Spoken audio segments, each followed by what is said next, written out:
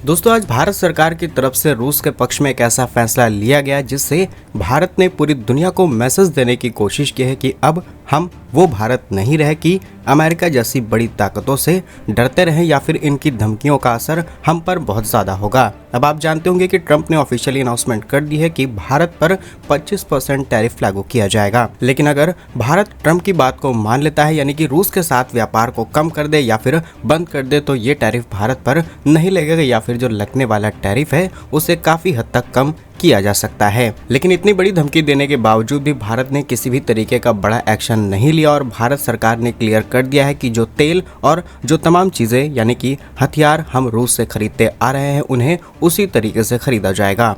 और यहाँ पर इस वीडियो में हम आपको ये भी बताएंगे कि अमेरिका का दोहरा चरित्र किस तरीके से काम करता है, यानी कि वही अमेरिका जो भारत को इस तरीके की धमकियां दे रहा है लेकिन वही रूस के साथ बड़े व्यापार कर रहा है। आइए जानते हैं आज के इस वीडियो में सारी डिटेल्स, क्या कुछ फैसले लिए गए हैं भारत सरकार की तरफ से और कैसे भारत जियोपॉलिटिक्स के अंदर एक नई डायरेक्शन में कदम बढ़ा चुका है। यदि आपको काम पसंद आए वीडियो को लाइक, चैनल को सब्सक्राइब जरूर कीजिएगा। जब जैसा कि आप जानते हैं पिछले हफ्ते अमेरिकी राष्ट्रपति डोनाल्ड ट्रंप ने भारतीय आयात पर 25% टैरिफ लगाने के साथ ही ये तक कह दिया कि अगर भारत रूस से तेल यानी कि कच्चा तेल या फिर गैस खरीदता है तो उन पर भी जुर्माना लगाया जाएगा। इस धमकी के बाद व्हाइट हाउस को उम्मीद थी कि भारत दबाव में आएगा और रूस के साथ सभी तरीके के व्यापार, स्पेशली तेल और गैस के व्यापार को बंद करेगा। इसी के साथ रूसी तेल के कंटेनर और गैस के कंटेनर्स भारत आना बंद कर देंगे या फिर भारतीय बंदरगाहों पर आकर के रुक जाएंगे और वो दोबारा रूस तेल लेने नहीं जाएंगे। तो ये अमेरिका की चाल फेल हो चुकी है, क्योंकि कंटेनर्स और बड़े बड़े शिप्स भारत आना जाना शुरू कर चुके हैं। तेल गैस का व्यापार जैसे पहले चल रहा था वो सेम तरीके से फिर से शुरू किया जा चुका है और अमेरिकी धमकियों का असर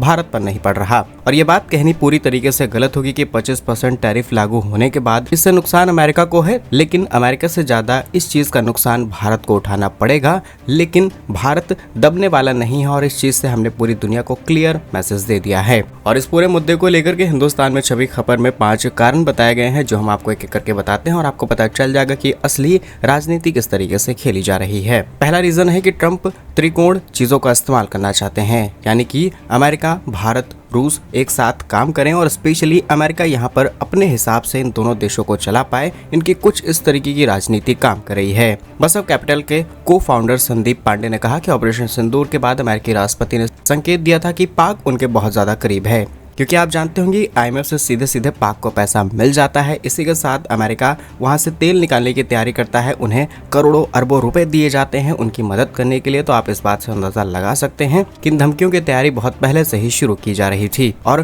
क्योंकि पाक का साथ दिया जा रहा है और कुछ हद तक पाक और रूस एक दूसरे के साथ मिलकर के काम करते हैं और कई बड़े प्रोजेक्ट साइन कर चुके हैं, तो इस चीज से भी निकालने की कोशिश की जा रही थी। दूसरा, भारत अमेरिका के बीच में जो व्यापार होता है उसमें अमेरिका का ट्रेड डेफिसिट रहता है और जितना घटा उतनी भारत की कमाई, और उसी से भारत यानी कि उसी डॉलर का इस्तेमाल करते हुए दूसरे देशों से हथियार, तेल और अन्य सामग्री खरीद रहा था। वहीं भारत की GDP एग्रीकल्चर पर डिपेंडेंट है और उस काफ़ी बड़े हिस्से को यानी कि जो हमारे भारतीय किसान हैं उनको नुकसान पहुंचाने की तैयारी अमेरिका की थी और अपने एग्रीकल्चर प्रोडक्ट भारतीय मार्केट में लॉन्च करते हुए भारतीय किसानों के पेट पर लात मारने की तैयारी थी। तो भारत सरकार ने किसी भी कीमत पर इस बात को एक्सेप्ट नहीं किया। तीसरा कारण बताया गया है कि रूस के नेफ्ता आयात और चीन के दबदबे को चैलेंज करने के लिए दोनों देशों को अपने पक्ष में लेने की कोशिश की जा रही थी और कोशिश की गई थी कि दोनों देश आपस में लड़ जाएं और लड़ने के बाद सिचुएशन और ज्यादा बदल जाएगी।